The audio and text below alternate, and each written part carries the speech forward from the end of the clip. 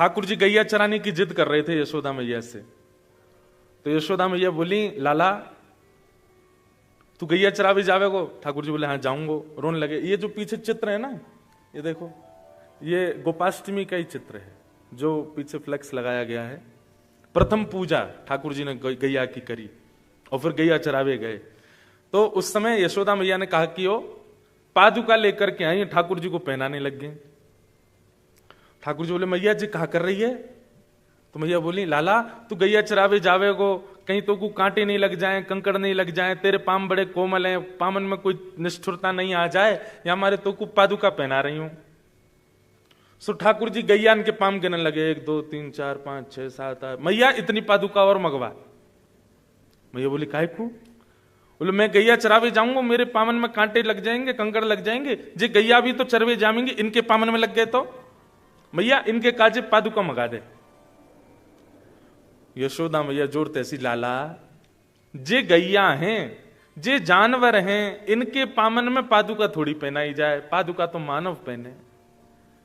जैसे ही ठाकुर जी ने ये बात सुनी, रोने लगे, पृथ्वी पर गिर गए, सिर पटकने लगे, जोर जोर से रोने लगे। नंद बाबा ने आके शांत कियो, दाऊ दादा शांत कर रहे हैं, रोहिणी मैया शांत कर रही, पर ठाकुर जी शांत नहीं हुए। शाम हो गई, ठाकुर जी रोते ही जा रहे हैं, रोते ही लाल पड़ गए ठाकुर जी। अभी तक किसी को यह भी नहीं पता कि रो क्यों रहे हैं। जैसे तैसे शांत भये, पूछी, लाला तू रो काहे को रोए? ठाकुर जी बोले, मैया तेने गैया ते जानवर क्यों कही? जी गैया जानवर है, बेचारी चरवे जावे, चर के दूध बनावे, दूध बना के हमें पिवावे, तोए पिवावे, बाबा पिवावे, पूरे घर खानदान में हमारे सब जगह दूध घी दही आदि से ही भोजन हेरो है, और वो गैया जो इतनो सब हमारो घर को पालन करे, वाकू तू जानवर कह रही है? मैया अगर गैया जानवर है तो तू भी जानवर है, क्योंकि मैंने तेरो दूध पियो है। यशोदा मैया ने दोनों कान पकड़े और कही, आज के बाद जानवर नहीं बोलूंगी। तब शांत हुए ठाकुर जी। इतना प्रेम जिस गाय से ठाकुर जी करते हैं, उसको मार के खाने वाले व्यक्ति की दुर्गति इस मंच से बताने की हमारी स्थिति नहीं है, इसलिए हमने केवल एक लीला सुना दी है। लेकिन क्या करें, दुर्भाग्य है भारत में भी अब होता है। अब क्या, कहां तक बचेंगे उस चीज से? पर इस दुर्भाग्य का कारण हम सबको सहना पड़ेगा। इसलिए भैया कम से कम इस चीज से तो बचा जाए। गौ मांस, गौ विक्रय नहीं होना चाहिए। तो ये कुछ भाव थे। कल हमारे पास 2 प्रश्न और आए थे, पर हमारे पंडित जी ने दोनों प्रश्न खो दिए। अब वो मिल नहीं रहे, कहां हैं? अब कल तो कथा है नहीं, मैं कैसे बताऊं? तो फिर कभी कोई भाव लगेगा। या फिर आप एक काम करो, मुझे प्रश्न तो याद नहीं है, कथा सुनो, हो सकता है आज उत्तर मिल जाए। कितनी भक्ति की चर्चा हो गई हमारी? कितनी भक्ति हमने सुन ली? 5। श्रवणम कीर्तनम विष्णु, स्मरणम पाद सेवनम, अर्चनम। कल यहां तक हम लोगों ने सुना था। और वंदनम हमने कहा नहीं था, केवल उसकी एक समय हो गया था तो चर्चा मात्र कर दी थी। वंदनम, वंदना, वंदनम में अभी आप क्या करते हो? अभी आप श्रीमद् वल्लभाचार्य जी के द्वारा रचित मधुराष्टकम सुनाते हो ठाकुर जी को।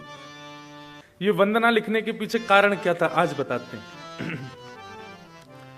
हम श्री राधारमन जी बचपन से दर्शन करने जाते थे, पर राधारमन जी को स्पर्श करने का अधिकार नहीं है, वो तो गोस्वामी बालकों को ही है। मन में बहुत आता था कि कैसे करें, क्या करें कि श्री राधारमन जी को एक बार छू के देख लें कैसे हैं हमारे लाल जी। मन में सदैव ये चिंता सी एक बनी रहती थी कि इस जन्म में तो ठाकुर जी ये संभव होगा नहीं कि आप हमको स्पर्श को मिल जाओ। हमारी सबसे बड़ी जो बहन है, 3 बड़ी बहन है, उनमें सबसे बड़ी बहन का ब्याह राधारमन जी के गोस्वामियों में ही हुआ। तो हमारे एक भांजे और एक भांजी, तो जो भांजा है अब आगे चल के वो भी गोस्वामी है, वो राधारमन जी को छूता, हम तो उसके हाथ ही छू लेते हैं। मैंने भैया तू कल राधारमन जी को छुएगा, उनके चरण स्पर्श करेगा, उनके गाल छुएगा, उनके हाथ छुएगा, तेरे हाथ ही हम छू लें, ऐसी भावना आती है उनको देख के। लेकिन मन में एक संतोष नहीं था, ऐसा क्या करें कि राधा रमन जी को कैसे तो स्पर्श हो। तब मन में एक भाव आया कि तन भले ही उस योग्य नहीं कि श्री राधा रमन जी को छू सके, पर वाणी तो छू सकती है ना, वाणी का स्पर्श तो आप कर सकते हो। तब ये रचना बनाई, और आज राधा रमन जी में चाहे हजारों वैष्णव जाते हो, हजारों में से 100 वैष्णव इस वंदना को गाते जरूर है वहां पर।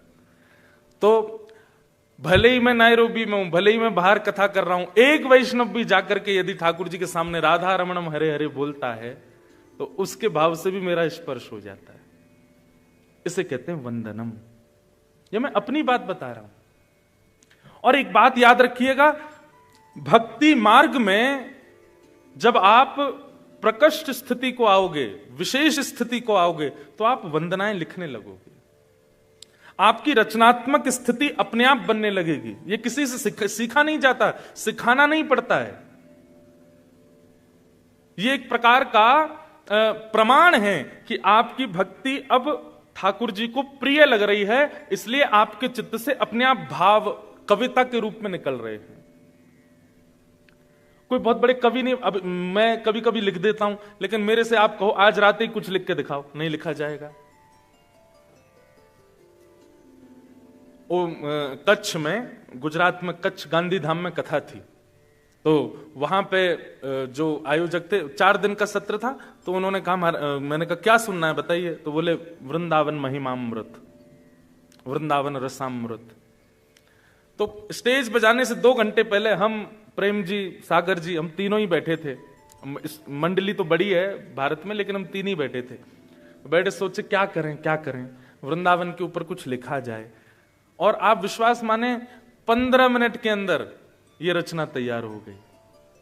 श्यामा हृदय कमल सो प्रगटो, श्याम हृदय को भाई, वृंदावन प्यारो वृंदावन, श्री वृंदावन मेरो वंदना।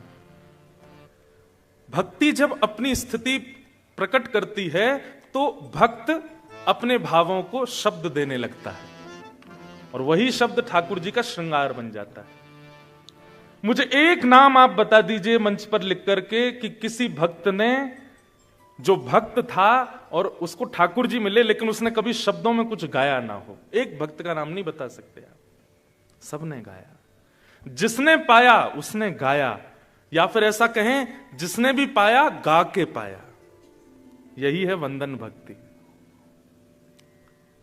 सूरदास, नरसिंह मेहता, मीराबाई, करमेती बाई, जनाबाई। जनाबाई की कथा सुनी है? महाराष्ट्र की भक्त हुई श्री जनाबाई। ऐसा सुंदर ठाकुर जी के प्रति भाव रखती थी। आप आषाढ़ की एकादशी के दिन अपने माता पिता के साथ गई पंढरपुर। आषाढ़ की एकादशी सबसे ज्यादा भीड़ होती है पंढरपुर में, और जानबूझ करके भीड़ में अपने माता पिता का हाथ छोड़ दिया ताकि मैं खो जाऊं। कैसी भक्त है छोटी सी जनाबाई। माता पिता तो व्याकुल हो गए, कहां गई हमारी जना, कहां गई। और जैसे ही माता पिता खोए, जनाबाई नाचने लगी, अब मैं अकेली हूं, अब मैं विट्ठल को पाऊंगी। छोटी सी 9 साल की, 8 साल की जनाबाई भीड़ में 3 दिन तक ढूंढते रहे माता पिता, जनाबाई मिली नहीं, इतनी भीड़, माता पिता छोड़ के चले गए। लेकिन जनाबाई बड़ी प्रसन्न थी। मुझे बहुत अच्छा लगता है, पंडरीनाथ भगवान के कितने भी भक्त हैं, हमारे विट्ठल भगवान ऐसे खड़े हैं। कभी जाइए महाराष्ट्र में, दर्शन कीजिएगा, बहुत सुंदर ठाकुर जी हैं। एकमात्र ऐसा मंदिर है भारत में जहां प्रत्येक दर्शनार्थी को गर्भगृह में जाके ठाकुर जी को अंक में लगाने का, अंक में भरने का अधिकार है। सब ठाकुर जी को गले लगा सकते हैं। 2 हैं स्थान, 2 स्थान ऐसे हैं भारत में जहां ठाकुर जी को आप गले लगा सकते हो। पहला महाराष्ट्र में पंढरपुर, और दूसरा हमारे व्रजमंडल में श्री गोवर्धन। आप जाओ, गिरिराज जी को गले लगा लो, कोई नहीं रोकेगा आपको। हमारा बहुत मन लगता है पंढरपुर में, इतने प्यारे ठाकुर जी हैं। तो जैसे ही देखा जनाबाई ने कि वैष्णव कूद कूद करके नृत्य कर रहे थे, और तभी पीतांबरी पहने मत्साकृत कुंडल लटके हैं, सुंदर शीश पर मुकुट है और